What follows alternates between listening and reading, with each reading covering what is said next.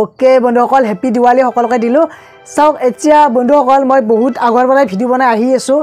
যে ITI related ভিডিঅ'বোৰ লগতে বিভিন্ন এডুকেশ্যন ৰিলেটেড ভিডিঅ'বোৰ এতিয়া আপোনালোকৰ প্ৰায় কিমান দিন হ'ল 2 মাহ মান কিজানি বেছি হৈ গ'ল 2 মাহৰ প্ৰায় 3 মাহে হ'ব কিজানি এতিয়া ITR 9th কাউন্সেলিং যে 9 নম্বৰ কাউন্সেলিং আহি গ'ল এতিয়া মাজতে এইকেইদিন ষ্টপ হৈ আছিল বহুতে ভবাই নাছিল যে 9 নম্বৰ কাউন্সেলিং হ'বনে নহয় বহুতৰে কনফিউজ মানে যে এতিয়া আমি আকৌ এইবাৰ সিট নাপালো আৰু নাপামেই নেকি এতিয়া সকলোকে এতিয়া অপৰচুনিটি দিছে সুবিধা দিছে আপোনালোকক যে 9 নম্বৰ কাউন্সেলিং কৰিব পাৰিব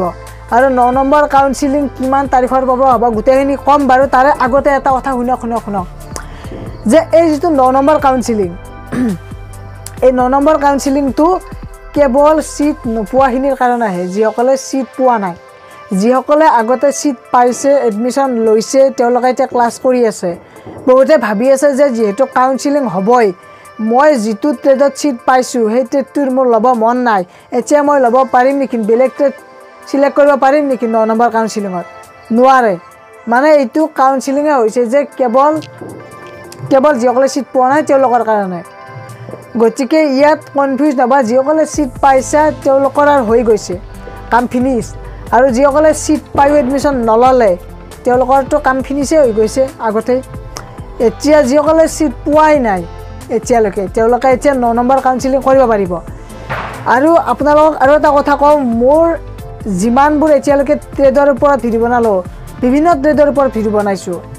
মোৰ চেনেলটোত চাবা যে টিকে আছামিজ যেটো ট্ৰেড লাগে সেই ট্ৰেডটোৰ বিষয়ে মানে সাৰ্চ কৰি দিবা তেতিয়া কিবা নহয় কিবা ওলাই যাব আৰু কিছুমান ট্ৰেডৰ বিষয়ে দিয়া নাই সেই ট্ৰেডটোৰ আপোনালোকক কমেন্টত জনাব যে দাদা এইটো ট্ৰেডৰ ওপৰত দিব লাগে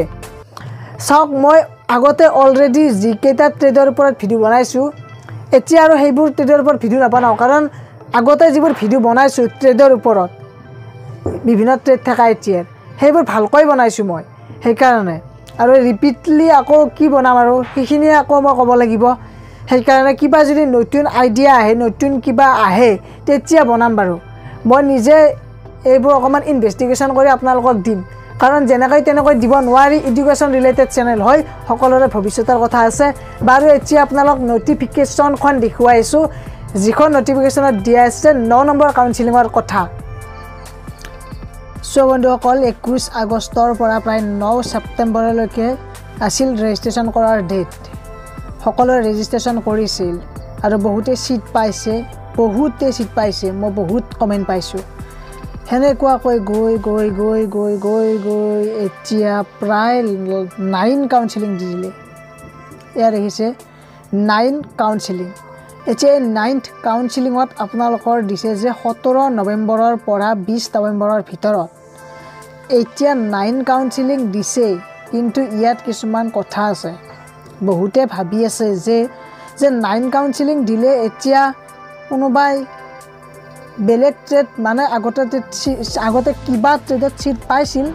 কিন্তু এটো চেঞ্জ কৰিব পাৰি নেকি বহুতে এনেকুৱাকৈ কোৱেশ্চন কৰে বা একেবাৰে ট্ৰান্সফাৰ কৰিব পাৰি নেকি এনেকুৱাকৈ সোধে এইবোৰ একোৱে নহয়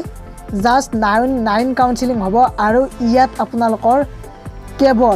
কেৱল যিসকলে সিট পোৱা নাই তেওঁলোকৰ কাৰণেহে মানে তেওঁলোকে যদি সিট পায় এই 9th কাউন্সেলিংত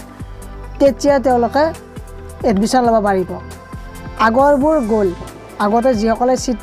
পাইছে এডমিশন লৈছে কোনোবাই যদি সিট পাই এডমিশন লোৱাও নাই তেনেহলে তেওঁলোকৰ গ'ল এতিয়া এই 9 কাউন্সেলিং 17 নৱেম্বৰ হ'ব প্ৰায় 20 নৱেম্বৰলৈকে লগতে এলটমেন্ট লেটাৰ ওলাব 21 নৱেম্বৰৰ দিনা আৰু এডমিশন হ'ব 23 আৰু 25 নৱেম্বৰ 23 24 25 নৱেম্বৰত আপোনালোকৰ এডমিশন হ'ব গতিকে 9 কাউন্সেলিংও দি দিলে আপোনালোকৰ কাৰণে কিমান কাউন্সেলিং বঢ়াই দিলে দেখিছেনে গতিকে সকলোৱে এতিয়া কাউন্সেলিং কৰিবা মই আগতে ভিডিঅ' দি দিছো কেনেকুৱাকৈ ট্ৰেডবোৰ সিলেক্ট কৰিব লাগে এতিয়া আপোনালোকক ওকে বন্ধুসকল ভিডিঅ'টো আছিল এইখিনি আৰু যদি ভাল লাগে লাইক কমেন্ট শ্বেয়াৰ কৰি দিবা আৰু সাবস্ক্ৰাইব কৰি বেলটো দাবাই থবা যেটো লাল বাটন আছে যেনেকৈ তেনেকৈ খোচা মাৰি হলো সাবস্ক্ৰাইব কৰি দিবা আজিলৈ ইমানেই ধন্যবাদ থ্যাংক ইউ বাই বাই জয় হিন্দ